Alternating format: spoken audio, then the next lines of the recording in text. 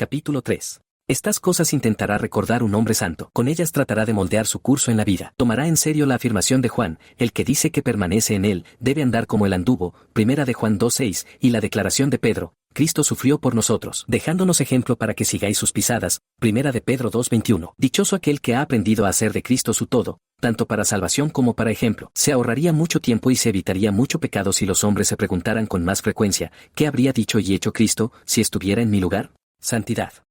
Sin santidad nadie verá al Señor. Hebreos 12:14. El texto que encabeza esta página abre un tema de profunda importancia, la santidad práctica. Sugiere una pregunta que demanda la atención de todos los cristianos profesantes: ¿somos santos? ¿Veremos al Señor? Esa pregunta nunca puede estar fuera de lugar. El hombre sabio nos dice, hay tiempo de llorar y tiempo de reír, tiempo de callar y tiempo de hablar, Eclesiastés 3:4 y 7, pero no hay tiempo, ni un solo día, en el que un hombre no deba ser santo. ¿Lo somos?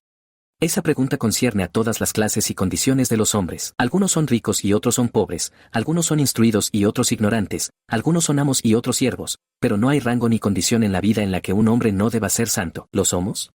Pido ser escuchado hoy sobre esta pregunta. ¿Cómo está la cuenta entre nuestras almas y Dios? En este mundo apresurado y agitado, detengámonos unos minutos y consideremos el asunto de la santidad. Creo que podría haber escogido un tema más popular y agradable. Estoy seguro de que podría haber encontrado uno más fácil de manejar. Pero siento profundamente que no podría haber elegido uno más oportuno y provechoso para nuestras almas. Es algo solemne escuchar la palabra de Dios diciendo, sin santidad nadie verá al Señor. Hebreos 12:14.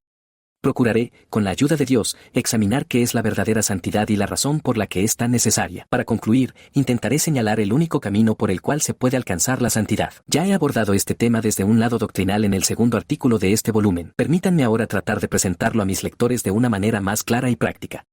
Y, en primer lugar, intentaré mostrar qué es la verdadera santidad práctica, qué tipo de personas son aquellas a quienes Dios llama santos. Un hombre puede llegar muy lejos y, sin embargo, nunca alcanzar la verdadera santidad. No es conocimiento, Balaam lo tenía, ni una gran profesión, Judas Iscariote la tenía, ni hacer muchas cosas, Herodes lo hacía, ni celo por ciertos asuntos religiosos, Jehú lo tenía, ni moralidad y respetabilidad externa de conducta, el joven rico lo tenía, ni deleitarse en escuchar predicadores, los judíos en tiempos de Ezequiel lo hacían, ni mantener compañía con personas piadosas, Joab, Giesi y demás lo hicieron. Y, sin embargo, ninguno de ellos fue santo. Estas cosas por sí solas no son santidad. Un hombre puede tener cualquiera de ellas y, aún así, nunca ver al Señor.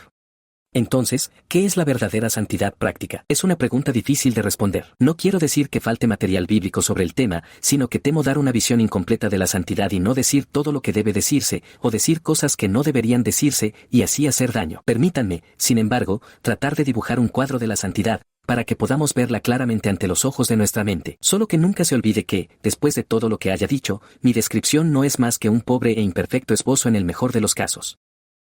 La santidad es el hábito de estar de un mismo sentir con Dios, según encontramos su mente descrita en las Escrituras. Es el hábito de estar de acuerdo con el juicio de Dios, odiar lo que Él odia, amar lo que Él ama y medir todo en este mundo por el estándar de su palabra. Quien más completamente está de acuerdo con Dios, ese es el hombre más santo.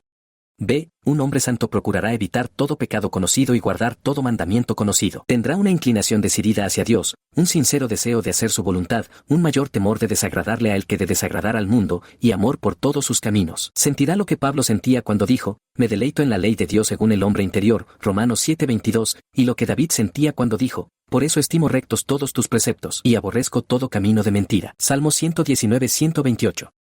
C. Un hombre santo se esforzará por ser como nuestro Señor Jesucristo. No solo vivirá la vida de fe en Él, obteniendo de Él su paz y fortaleza diarias, sino que también se afanará por tener la misma mente que hubo en Él y ser conformado a su imagen, Romanos 8:29. Su objetivo será soportar y perdonar a otros, así como Cristo nos perdonó, ser desinteresado, como Cristo no buscó agradarse a sí mismo, caminar en amor, como Cristo nos amó, ser humilde de pensamiento, como Cristo no se preocupó por su reputación y se humilló a sí mismo. Recordará que Cristo fue un testigo fiel de la verdad, que no vino a hacer su propia voluntad, que su alimento y bebida era hacer la voluntad de su Padre, que continuamente se negaba a sí mismo para servir a los demás, que fue manso y paciente ante insultos inmerecidos, que valoraba más a los hombres piadosos y pobres que a los reyes, que estaba lleno de amor y compasión por los pecadores, que fue valiente e intransigente al denunciar el pecado, que no buscó la alabanza de los hombres cuando podría haberla tenido, que anduvo haciendo el bien, que se mantuvo separado de la gente mundana, que persistió en la oración, y que no permitió que ni siquiera sus parientes más cercanos se interpusieran en su camino cuando había que hacer la obra de Dios. D. Un hombre santo seguirá la mansedumbre, la longanimidad, la gentileza, la paciencia, los temperamentos bondadosos y el control de su lengua. Soportará mucho, será tolerante, pasará por alto muchas cosas y será lento para hablar de hacer valer sus derechos. Vemos un brillante ejemplo de esto en el comportamiento de David cuando Simei lo maldijo, y de Moisés cuando Aarón y Miriam hablaron contra él. Segunda de Samuel 16:10, Números 12:3. Un hombre santo seguirá la templanza y la abnegación. Se esforzará por mortificar los deseos de su cuerpo, crucificar su carne con sus afectos y pasiones, frenar sus pasiones y contener sus inclinaciones carnales, para que no se desaten en ningún momento. Qué importante es la advertencia del Señor Jesús a los apóstoles: mirad por vosotros mismos, no sea que vuestros corazones se carguen de glotonería, embriaguez y de los afanes de esta vida. Lucas 21:34. Y la del apóstol Pablo: golpeo mi cuerpo y lo pongo en servidumbre, no sea que habiendo predicado a otros, yo mismo venga a ser descalificado. Primera de Corintios 9:27. Un hombre santo seguirá la caridad y la amabilidad fraterna. Procurará observar la regla de oro de hacer a los demás como él quisiera que le hicieran a él, y hablar como él quisiera que le hablaran. Estará lleno de afecto hacia sus hermanos, hacia sus cuerpos, sus propiedades, sus caracteres, sus sentimientos, sus almas. El que ama a otro, dice Pablo, ha cumplido la ley. Romanos 13:8. Aborrecerá toda mentira, difamación, murmuración, engaño, deshonestidad y trato injusto, incluso en las cosas más pequeñas. El ciclo y el codo del santuario eran mayores que los de uso común. Se esforzará por adornar su religión con toda su conducta exterior y hacerla hermosa y agradable a los ojos de todos los que le rodean. Cuán condenatorias son las palabras del capítulo 13 de Primera de Corintios y el Sermón del Monte, cuando se comparan con la conducta de muchos cristianos profesantes. Un hombre santo seguirá un espíritu de misericordia y benevolencia hacia los demás. No estará ocioso todo el día. No se contentará con no hacer daño, tratará de hacer el bien. Se esforzará por ser útil en su día y generación, y por reducir las necesidades espirituales y la miseria a su alrededor, en la medida de lo posible. Así fue Dorcas, llena de buenas obras y limosnas que hacía, no simplemente planeaba y hablaba de ellas, sino que las hacía. Así era Pablo: yo con el mayor placer gastaré lo mío y aún yo mismo me gastaré del todo por amor de vuestras almas, dice, aunque amándoos más, sea amado menos. Hechos 9:36, Segunda de Corintios 12:15. Un hombre santo seguirá la pureza de corazón. Tendrá toda impureza y suciedad del espíritu, y buscará evitar todo lo que pueda atraerlo hacia ella. Sabe que su propio corazón es como yesca, y se mantendrá diligentemente alejado de las chispas de la tentación. ¿Quién se atreverá a hablar de fuerza cuando David puede caer? Hay muchos detalles que aprender de la ley ceremonial. Según esta ley, el hombre que solo tocaba un hueso, un cadáver, una tumba, o una persona enferma, quedaba inmediatamente impuro ante los ojos de Dios. Y estas cosas eran símbolos y figuras. Pocos cristianos son lo suficientemente vigilantes y cuidadosos en este punto.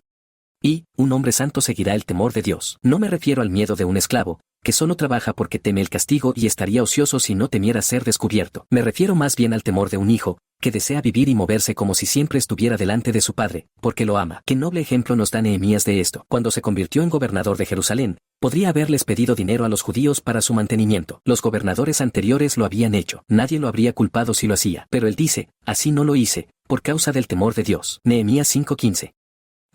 Un hombre santo seguirá la humildad. Deseará, con humildad de mente, estimar a todos los demás como mejores que él mismo. Verá más maldad en su propio corazón que en cualquier otro en el mundo. Entenderá algo del sentimiento de Abraham cuando dice: soy polvo y ceniza, del de Jacob cuando dice: soy menos que todas tus misericordias, del de Job cuando dice: soy vil, y del de Pablo cuando dice: soy el principal de los pecadores. El santo Bradford, aquel fiel mártir de Cristo, a veces terminaba sus cartas con estas palabras: un miserable pecador, Juan Bradford. Las últimas palabras del buen anciano señor Grimsab, cuando estaba en su lecho de muerte, fueron: aquí va un siervo inútil. Un hombre santo seguirá la fidelidad en todos los deberes y relaciones de la vida. Intentará no solo desempeñar su papel tan bien como los demás, que no se preocupan por sus almas, sino incluso mejor, porque tiene motivos más elevados y más ayuda que ellos. Nunca deben olvidarse estas palabras de Pablo: todo lo que hagáis, hacedlo de corazón, como para el Señor, no perezosos en lo que requiere diligencia, fervientes en espíritu, sirviendo al Señor. Colosenses 3:23, Romanos 12:11. Las personas santas deben aspirar a hacer todo bien y deben avergonzarse de permitirse hacer algo mal si pueden evitarlo. Como Daniel, deben procurar no dar ocasión contra ellos, excepto en relación con la ley de su Dios. Daniel 6:5. Deben esforzarse por ser buenos esposos y buenas esposas, buenos padres y buenos hijos, buenos amos y buenos siervos, buenos vecinos, buenos amigos, buenos súbditos, buenos en privado y buenos en público, buenos en el lugar de trabajo y buenos junto a sus hogares. La santidad vale poco si no da este tipo de fruto. El Señor Jesús hace una pregunta profunda a su pueblo cuando dice: ¿qué hacéis de más? Mateo 5:47.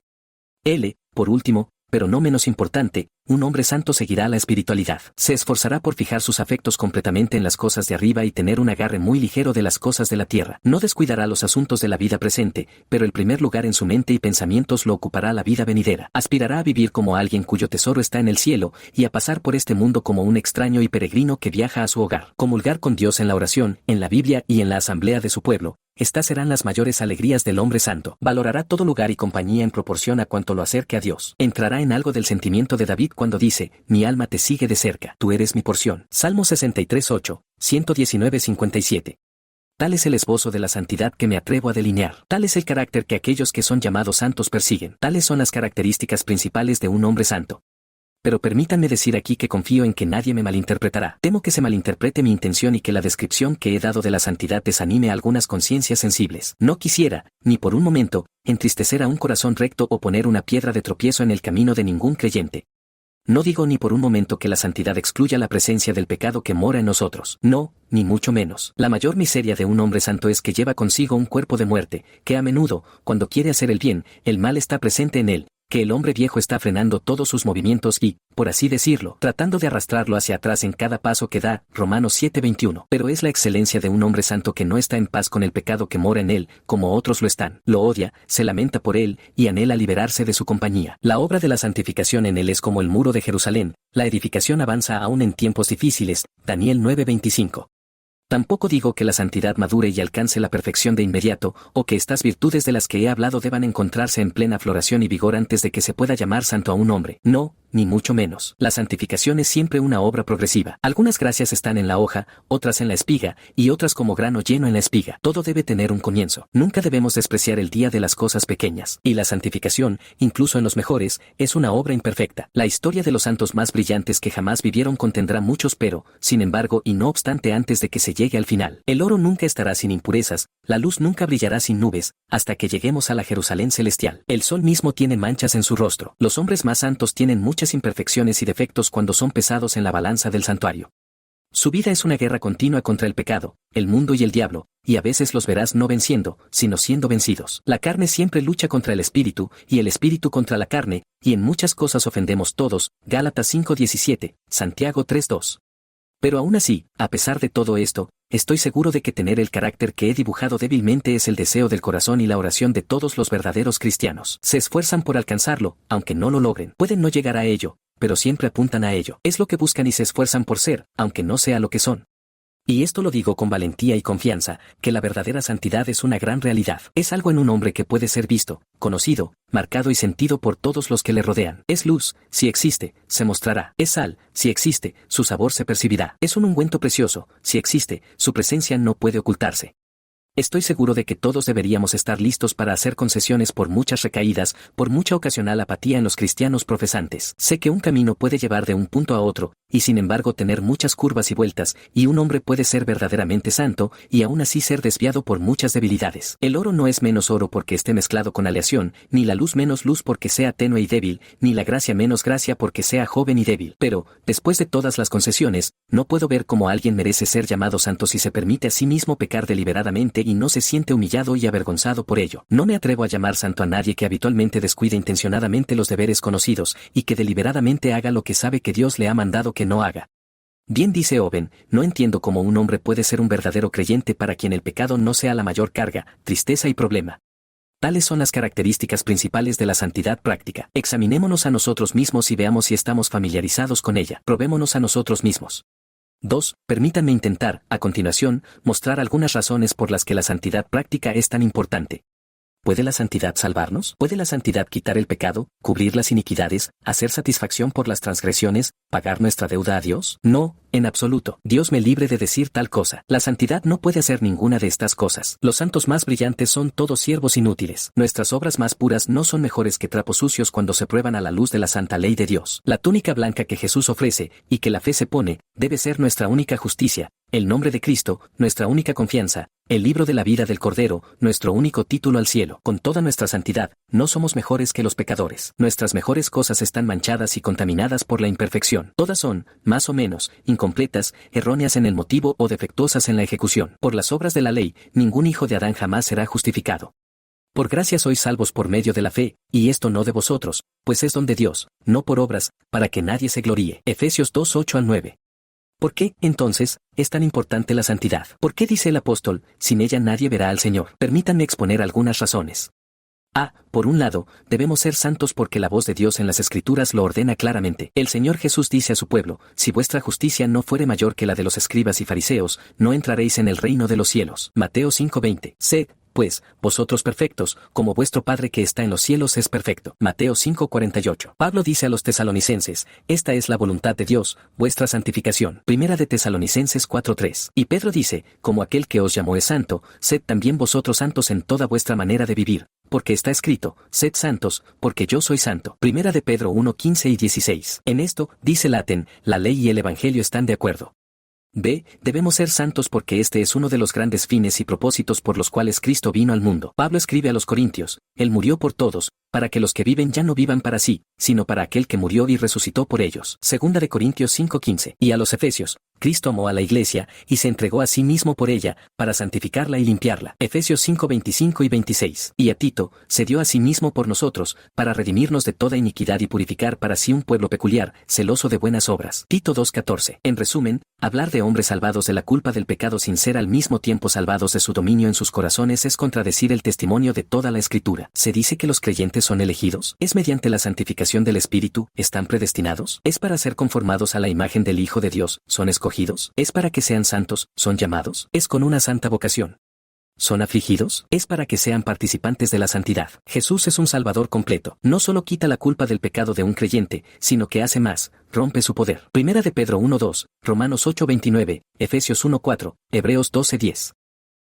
Debemos ser santos porque esta es la única evidencia sólida de que tenemos una fe salvadora en nuestro Señor Jesucristo. El artículo 12 de nuestra Iglesia dice verdaderamente que aunque las buenas obras no pueden quitar nuestros pecados ni soportar la severidad del juicio de Dios, sin embargo, son agradables y aceptables a Dios en Cristo, y brotan necesariamente de una fe verdadera y viva, de tal modo que por ellas una fe viva puede ser conocida tan evidentemente como se discierne un árbol por sus frutos. Santiago nos advierte que existe tal cosa como una fe muerta, una fe que no va más allá de la profesión de los labios y que no tiene influencia en el carácter de un hombre. Santiago 2:17. La verdadera fe salvadora es algo muy diferente. La verdadera fe siempre se mostrará por sus frutos, santificará, actuará por amor, vencerá al mundo, purificará el corazón. Sé que a la gente le gusta hablar de evidencias en el lecho de muerte.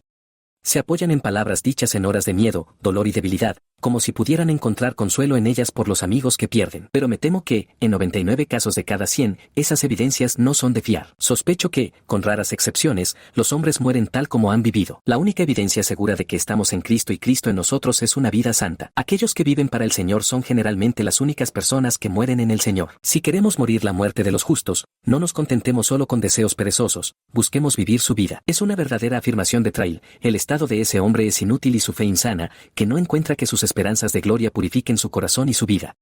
Debemos ser santos porque esta es la única prueba de que amamos al Señor Jesucristo con sinceridad. Este es un punto sobre el cual Él ha hablado de manera muy clara en los capítulos 14 y 15 de Juan. Si me amáis, guardad mis mandamientos. El que tiene mis mandamientos y los guarda, ese es el que me ama. Si alguno me ama, guardará mi palabra. Vosotros sois mis amigos y hacéis lo que yo os mando. Juan 14:15, 21, 23. Juan 15:14. Sería difícil encontrar palabras más claras que estas, y hay de aquellos que las descuiden. Cegaramente, el alma de ese hombre debe estar en un estado insalubre si puede pensar en todo lo que Jesús sufrió y, sin embargo, aferrarse a esos pecados por los cuales se soportó ese sufrimiento. Fue el pecado el que tejió la corona de espinas, fue el pecado el que traspasó las manos, los pies y el costado de nuestro Señor, fue el pecado el que lo llevó a Getsemaní y al Calvario, a la cruz y a la tumba. Nuestros corazones deben estar fríos si no odiamos el pecado y trabajamos para deshacernos de él, aunque tengamos que cortar la mano derecha o arrancar el ojo derecho para hacerlo. Debemos ser santos porque esta es la única evidencia sólida de que somos verdaderos hijos de Dios. Los hijos en este mundo suelen parecerse a sus padres. Algunos, sin duda, más que otros, pero rara vez sucede que no se pueda trazar una especie de semejanza familiar. Y es mucho lo mismo con los hijos de Dios. El Señor Jesús dice, si fuerais hijos de Abraham, haríais las obras de Abraham, si Dios fuera vuestro Padre, me amaríais. Juan 8:39 y 42. Si los hombres no tienen semejanza con el Padre en el cielo, es en vano hablar de ser sus hijos. Si no sabemos nada de santidad, podemos halagarnos todo lo que queramos, pero no tenemos al Espíritu Santo morando en nosotros. Estamos muertos y debemos ser traídos a la vida nuevamente. Estamos perdidos y debemos ser hallados. Todos los que son guiados por el Espíritu de Dios, ellos, y solo ellos, son hijos de Dios. Romanos 8:14. Debemos mostrar con nuestras vidas a qué familia pertenecemos. Debemos dejar que los hombres vean con nuestra buena conversación que somos realmente hijos del Santo, o nuestra filiación no es más que un nombre vacío. No digas, dice Gurnall, que tienes sangre real en tus venas y que has nacido de Dios, a menos que puedas probar tu linaje atreviéndote a ser santo. Debemos ser santos porque esta es la forma más probable de hacer el bien a los demás. No podemos vivir solo para nosotros en este mundo. Nuestras vidas siempre harán bien o daño a quienes las observan. Son un sermón silencioso que todos pueden leer. Es triste, de hecho, cuando son un sermón para la causa del diablo, y no para la de Dios. Creo que mucho más se hace por el reino de Cristo mediante la vida santa de los creyentes de lo que somos conscientes. Hay una realidad en tal forma de vivir que hace que los hombres sientan y los obliga a pensar. Lleva un peso e influencia que nada más puede dar. Hace que la religión sea hermosa y atrae a los hombres a considerarla, como un faro visto desde lejos. El día del juicio demostrará que muchos, además de los maridos, han sido ganados sin palabra por una vida santa. Primera de Pedro 3:1. Puedes hablar a las personas acerca de las doctrinas del Evangelio, y pocos escucharán, y aún menos entenderán. Pero tu vida es un argumento del cual nadie puede escapar. Hay un significado en la santidad que ni siquiera los más ignorantes pueden evitar captar. Pueden no entender la justificación, pero pueden entender la caridad. Creo que se hace mucho más daño por cristianos impíos e inconsistentes de lo que somos conscientes. Tales hombres están entre los mejores aliados de Satanás. Destruyen con sus vidas lo que los ministros construyen con sus labios. Hacen que las ruedas del carro del Evangelio avancen pesadamente. Proporcionan a los hijos de este mundo una excusa interminable para permanecer como están. No veo la utilidad de tanta religión, dijo un comerciante irreligioso no hace mucho. Observo que algunos de mis clientes siempre están hablando del Evangelio, la fe, la elección, las benditas promesas, y demás, y sin embargo, estas mismas personas no dudan en engañarme con unos peniques y medio peniques cuando tienen la oportunidad. Ahora bien, si las personas religiosas pueden hacer tales cosas, no veo qué bien hay en la religión. Lamento tener que escribir tales cosas, pero temo que el nombre de Cristo sea demasiado a menudo blasfemado debido a la vida de los cristianos. Cuidémonos de que no se nos demande la sangre de las almas por nuestra inconsistencia y andar descuidado. Del asesinato de almas por la inconsistencia y el caminar suelto, buen Señor, líbranos. O, por el bien de otros, si no por ninguna otra razón, esforcémonos por ser santos.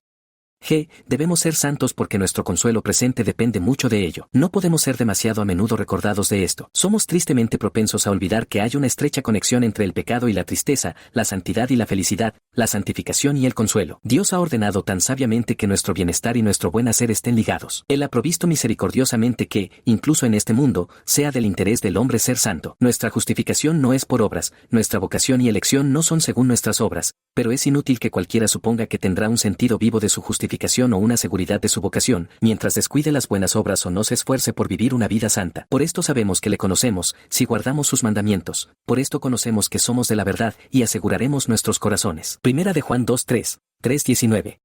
Un creyente puede esperar sentir los rayos del sol en un día oscuro y nublado tan pronto como sentir un fuerte consuelo en Cristo mientras no lo sigue plenamente. Cuando los discípulos abandonaron al Señor y huyeron, escaparon del peligro, pero estaban miserables y tristes. Cuando, poco después, lo confesaron valientemente ante los hombres, fueron encarcelados y golpeados, pero se nos dice que se regocijaron de haber sido tenidos por dignos de sufrir afrenta por su nombre. Hechos 5:41. Por amor a nosotros mismos, si no hubiera otra razón, esforcémonos por ser santos. Aquel que sigue a Jesús más plenamente siempre lo seguirá más cómodamente.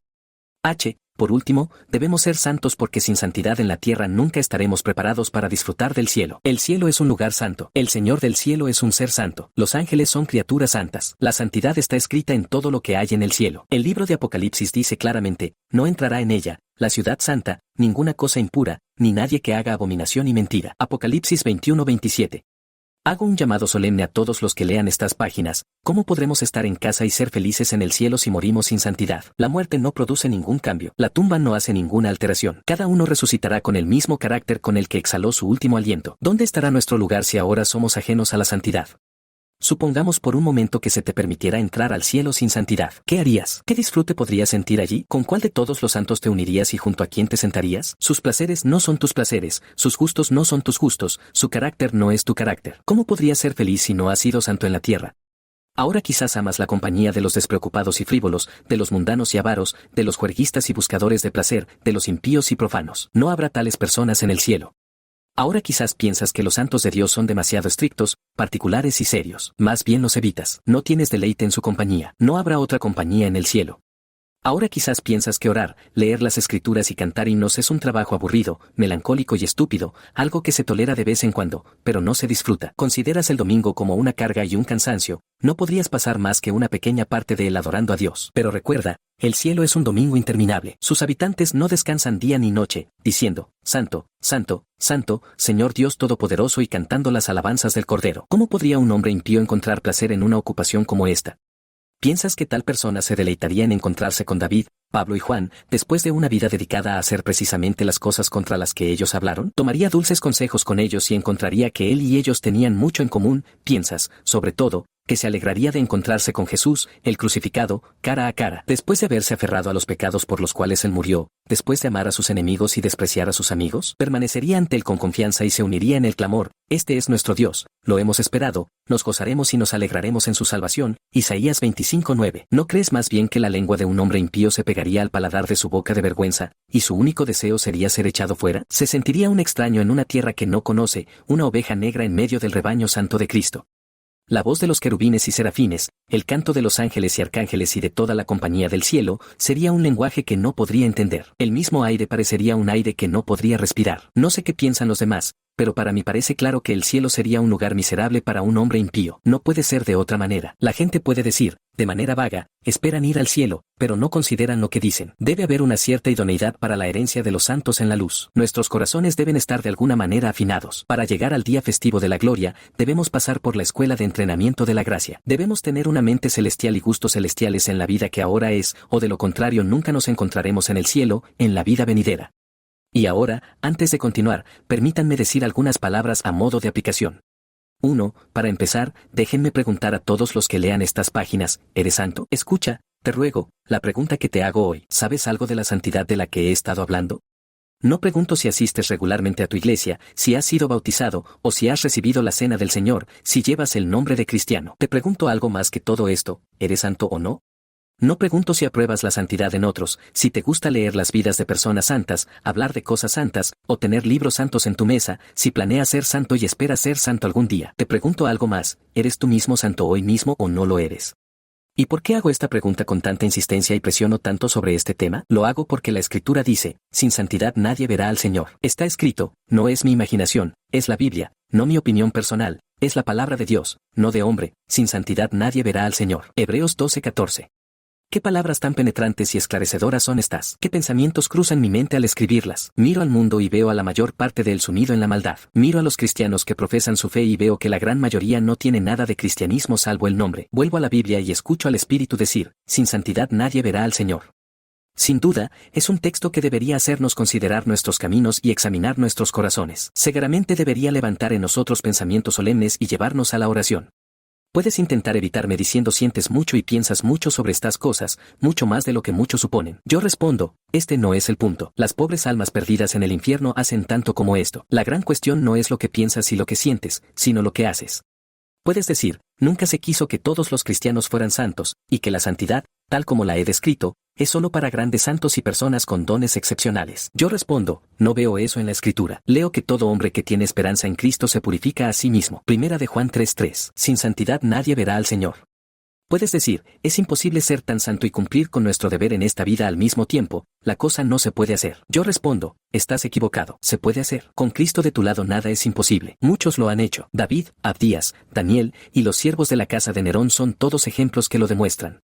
Puedes decir, si fuera tan santo, sería diferente a los demás. Yo respondo, lo sé bien, es exactamente lo que debería ser. Los verdaderos siervos de Cristo siempre fueron diferentes del mundo que los rodeaba, una nación separada, un pueblo peculiar, y tú también debes serlo, si quieres ser salvo.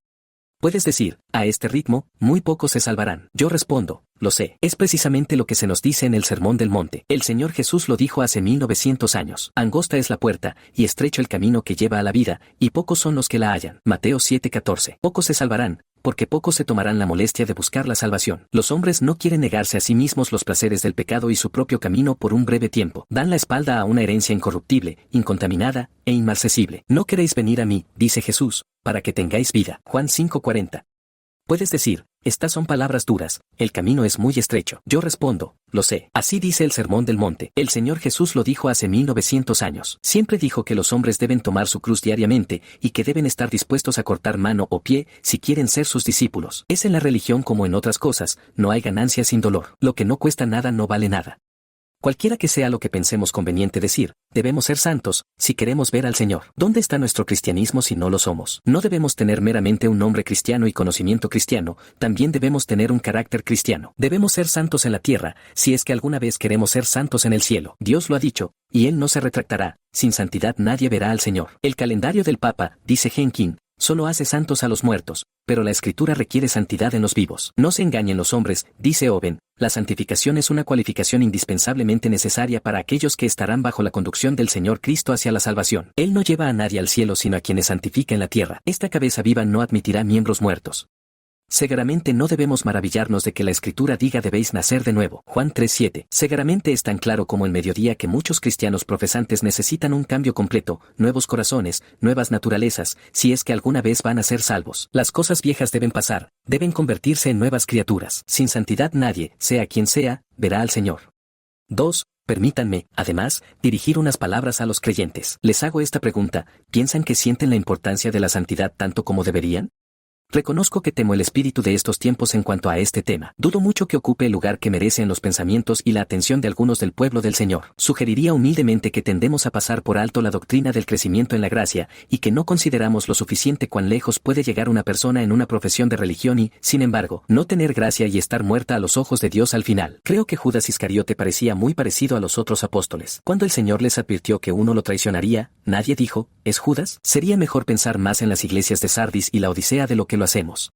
No tengo ningún deseo de hacer un ídolo de la santidad. No quiero destronar a Cristo y poner la santidad en su lugar. Pero debo decir con franqueza que desearía que la santificación se tuviera más en cuenta en estos días de lo que parece ser. Y por eso aprovecho para presionar el tema a todos los creyentes en cuyas manos puedan caer estas páginas. Temo que a veces se olvide que Dios ha unido la justificación y la santificación. Son cosas distintas y diferentes, sin duda, pero una nunca se encuentra sin la otra. Todas las personas justificadas son santificadas, y todas las santificadas son justificadas. Lo que Dios ha unido, que nadie se atreva a separar. No me hables de tu justificación a menos que también tengas algunas señales de santificación. No te gloríes en la obra de Cristo para ti, a menos que puedas mostrarnos la obra del Espíritu en ti. No pienses que Cristo y el Espíritu pueden alguna vez ser divididos. No dudo de que muchos creyentes saben estas cosas, pero creo que es bueno que se nos recuerden. Demostremos que las sabemos por nuestras vidas. Tratemos de tener presente este texto más continuamente, seguid la santidad, sin la cual nadie verá al Señor. Debo decir con franqueza que desearía que no hubiera una sensibilidad tan excesiva sobre el tema de la santidad como a veces percibo en las mentes de los creyentes. Un hombre podría pensar que es un tema peligroso de tratar, tan cautelosamente es tocado. Sin embargo, seguramente, cuando hemos exaltado a Cristo como el camino, la verdad y la vida, no podemos errar al hablar con fuerza sobre lo que debe ser el carácter de su pueblo. Bien dice Rutherford, el camino que menosprecia los deberes y la santificación, no es el camino de la gracia. Creer y hacer son amigos de sangre. Lo diría con toda reverencia, pero debo decirlo, a veces temo que si Cristo estuviera en la tierra ahora, no faltarían quienes pensarían que su predicación es legalista, y si Pablo estuviera escribiendo sus epístolas, habría quienes pensarían que no debería haber escrito la última parte de la mayoría de ellas como lo hizo. Pero recordemos que el Señor Jesús pronunció el Sermón del Monte, y que la epístola a los Efesios contiene 6 capítulos y no 4. Me entristece sentirme obligado a hablar de esta manera, pero estoy seguro de que hay una razón.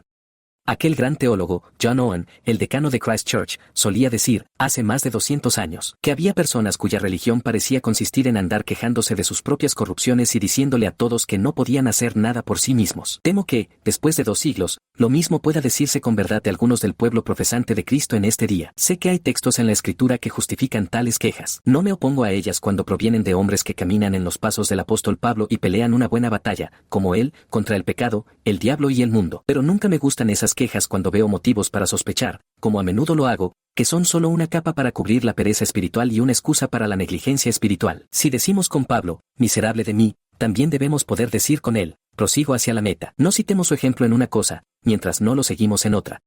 Romanos 7:24, Filipenses 3:14. No me propongo ser mejor que otras personas, y si alguien pregunta, ¿quién eres tú para escribir de esta manera?, respondo, soy una criatura muy pobre, de verdad. Pero digo que no puedo leer la Biblia sin desear ver a muchos creyentes más espirituales, más santos, más de ojos simples, más con la mente en el cielo, más de todo corazón de lo que son en el siglo XIX. Quiero ver entre los creyentes más de un espíritu de peregrino, una separación más decidida del mundo, una conversación más evidentemente en el cielo, un caminar más cercano con Dios, y por eso he escrito como lo he hecho. ¿No es cierto que necesitamos un estándar más alto de santidad personal en estos días? ¿Dónde está nuestra paciencia? ¿Dónde está nuestro celo? ¿Dónde está nuestro amor? ¿Dónde están nuestras obras? ¿Dónde se ve el poder de la religión, como solía ser en tiempos pasados? ¿Dónde está ese tono inconfundible que solía distinguir a los santos de antaño y sacudía al mundo? En verdad, nuestra plata se ha convertido en escoria, nuestro vino mezclado con agua, y nuestra sal tiene muy poco sabor. Todos estamos más de la mitad dormidos. La noche está avanzada, y el día se acerca. Despertemos y no durmamos más. Abramos nuestros ojos más ampliamente de lo que lo hemos hecho hasta ahora. Despojémonos de todo peso, y del pecado que nos asedia tan fácilmente. Limpiémonos de toda contaminación de carne y de espíritu, perfeccionando la santidad en el temor de Dios. Hebreos 12:1. 2 de Corintios 7:1. ¿Murió Cristo, dice Oben, y seguirá viviendo el pecado? ¿Fue crucificado en el mundo, y nuestras afecciones hacia el mundo serán vivas y activas? ¿Dónde está el espíritu de aquel que, por la cruz de Cristo, fue crucificado al mundo y el mundo a él? 3. Permítanme, por último, ofrecer una palabra de consejo a todos los que desean ser santos. ¿Quieres ser santo? ¿Quieres convertirte en una nueva criatura? Entonces debes comenzar con Cristo. No harás nada en absoluto y no avanzarás hasta que sientas tu pecado y debilidad y huyas a Él. Él es la raíz y el principio de toda santidad, y el camino para ser santo es venir a Él por fe y estar unido a Él. Cristo no es solo sabiduría y justicia para su pueblo, sino también santificación. A veces, los hombres intentan hacerse santos por sí mismos primero y hacen un trabajo triste. Se esfuerzan y trabajan, y pasan por muchos cambios, y sin embargo, como la mujer con flujo de sangre antes de llegar a Cristo, sienten nada mejorada, sino más bien empeorada. Marcos 5:26. Corren en vano y trabajan en vano, y no es de extrañar, pues están comenzando por el extremo equivocado. Están construyendo un muro de arena, su trabajo se derrumba tan rápido como lo levantan. Están sacando agua de un vaso con fugas, la fuga les gana, no ellos a la fuga.